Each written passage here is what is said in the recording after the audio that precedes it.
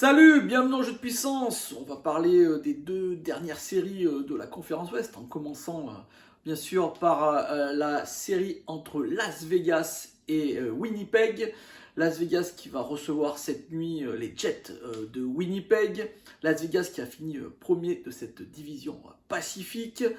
Las Vegas qui a tout le temps été en playoff, sauf la saison dernière. Donc c'est une sorte de rédemption, enfin de retour dans leur petite vie. Parce que Las Vegas, comme je vous le rappelle, est une organisation qui n'existe que depuis quelques années.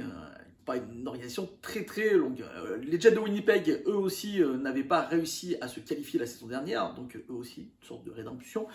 Et on va voir ce que ça peut donner entre ces deux équipes. On pourrait penser comme ça, alors que les Jets ont réussi à se qualifier assez difficilement et que Las Vegas a fini premier de la division Pacifique, on pourrait croire que Las Vegas est largement favori, mais pour les statisticiens, ceux qui s'occupent de voir, d'analyser toutes les stats des matchs et de les mettre dans une belle machine pour nous sortir des stats après général pour savoir, les Golden Knights de Vegas n'auraient que 54% de chances de se qualifier, donc c'est très peu en fait au final, c'est presque un kit ou double, c'est presque une chance sur deux. Donc c'est étrange, mais ça s'explique parce que en fait les Jets c'est une équipe dont les gens n'ont pas l'habitude de voir déjà jouer, on ne regarde pas beaucoup les Jets jouer, et en fait c'est une équipe qui est assez étrange dans son jeu, on ne comprend pas bien où se trouvent les qualités, mais ils arrivent toujours à l'emporter, ils arrivent toujours à aller de l'avant. Il n'empêche que dans la saison régulière, c'est vraiment Las Vegas qui est devant, 3 victoires pour eux lors des 3 confrontations entre ces deux équipes en saison régulière. Dans les joueurs clés, ils ont un joueur, là aussi c'est assez étrange, Las Vegas a un joueur, Jack Eichel, qui objectivement parlant est très très fort, 66 points pour lui cette année, 27 buts. Moi, d'un point de vue subjectif, je ne l'aime pas vraiment, je vous dis franchement, donc voilà, je ne suis pas très objectif quand je parle de ce joueur, mais dans tous les cas, c'est lui qui domine cette équipe, c'est lui la star, c'est lui qui doit amener cette équipe au plus loin. Il faut dire que Mark Stone, qui serait la vraie star en fait pour moi de cette équipe, a été vraiment blessé très longtemps avec des problèmes de dos. Il revient normalement pour les playoffs, il commencerait ses playoffs, mais avec des problèmes de dos, il revient juste maintenant. Est-ce qu'il sera à 100%? On ne le sait pas. Dans tous les cas, si Mark Stone est à 100%, Jack Eichel sur sa ligne avec Chandler, Stevenson, ça ferait une ligne assez incroyable, assez performante, et ça serait vraiment agréable à voir jouer.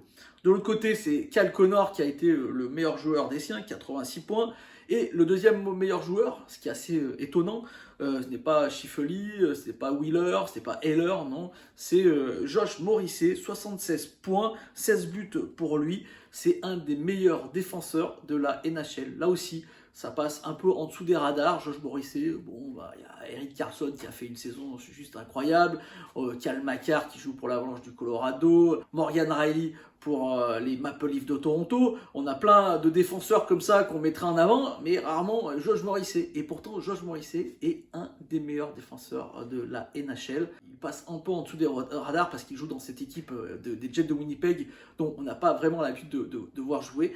Mais pourtant c'est un très très bon défenseur. Peut-être qu'il y aura le retour de Mark Stone, c'est même pas peut-être, c'est sûr, il devrait jouer ce soir. Et mauvaise nouvelle pour les Jets de Winnipeg, c'est Nicolas Heller qui est incertain pour cette série. Il n'a pas beaucoup joué cette saison, il a eu beaucoup de blessures. Et là, encore une fois, on ne sait pas s'il pourra jouer. Petit point positif pour les Golden Knights de Vegas, c'est une équipe qui est très forte pour bloquer les tirs. Donc ça sera très important. On sait l'importance du fait de bloquer les tirs. C'est la meilleure équipe dans la NHL pour bloquer les tirs. Autre point positif pour les Golden Knights de Vegas, c'est le power play des Jets de Winnipeg. Alors celui des Golden Knights de Vegas n'est pas non plus exceptionnel, mais celui des Jets de Winnipeg est un des pires des 16 qualifiés de ces playoffs. D'ailleurs, c'est assez étrange avec des joueurs comme Cal Connor, comme Schiffely, comme Wheeler. On devrait s'attendre à très bon powerplay, mais pas du tout.